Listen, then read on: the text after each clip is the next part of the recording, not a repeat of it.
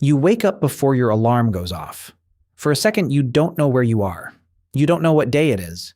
And in that strange, foggy gap between sleep and waking, your brain hands you a thought you didn't ask for. Usually something dark, usually something exaggerated, usually something that feels completely, urgently true. It isn't. That feeling you trust the most, the first one, the one that arrives before coffee, before sunlight, before anyone has said a word to you, is one of the least reliable thoughts your brain will produce all day. You treat it like a verdict. You treat it like evidence.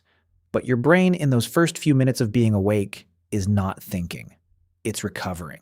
Sleep researcher Jerome Siegel at UCLA has studied some of the last hunter-gatherer societies on Earth, groups like the Hadza in Tanzania, whose sleep evolved without alarms, without notifications, without a single jolt out of deep sleep.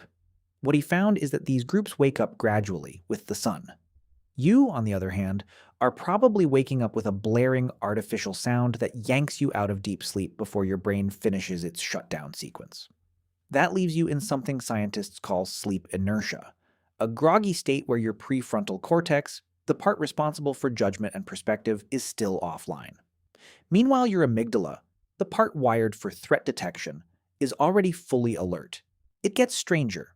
Right around when you wake up, your body releases a flood of cortisol. Researcher Clemens Kirschbaum identified this surge and named it the cortisol awakening response. It isn't a malfunction. For most of human history, dawn was the most dangerous part of the day, when predators hunted and rivals raided. Waking up slow could get you killed. So evolution built in a chemical alarm timed to hit you the moment you open your eyes. Whether or not there's actually a lion in the room, there almost certainly isn't. But your body doesn't know that. It just knows it's morning. And morning used to mean danger. So what do you do with that dread? You let the half-awake version of you make decisions. You reread last night's argument and decide it's unforgivable. You glance at your inbox and decide the job is doomed. None of that is information. It's static, dressed up as foresight. Here's where it gets counterintuitive. Psychologists Marika Veith and Rose Zaks found that for straightforward tasks, people do better once fully alert. But for open-ended insight, the kind of thinking that needs your guard down, people actually performed better in their groggy, non-optimal hours. The fog isn't only distortion, sometimes it's raw material. So why does this fog feel so convincing? Because it's loud and it's first. Your brain mistakes intensity for accuracy. The quietest, slowest thoughts, the ones that arrive after your prefrontal cortex finishes booting, are usually the accurate ones.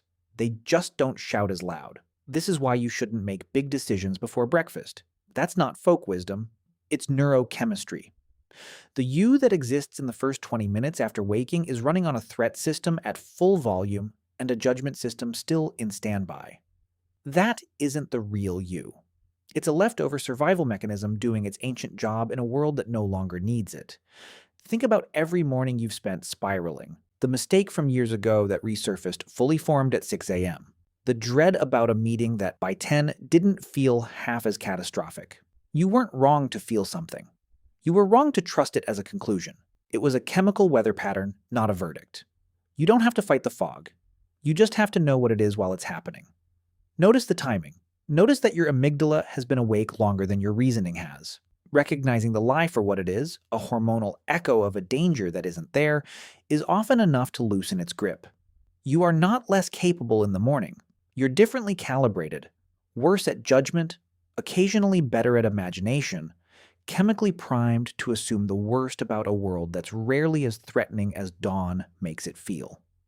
Hunter-gatherers who never set an alarm in their lives still get this fog. It's not a flaw in your lifestyle. It's a feature of being human, inherited from ancestors who needed to be afraid first and certain later. So tomorrow, when you wake up and the world feels heavier than it has any right to be, remember what's actually happening. It isn't your life getting worse overnight. It's just your oldest, fastest, least accurate narrator getting the first word. The same way it has for 200,000 years whether or not there's a lion in the room.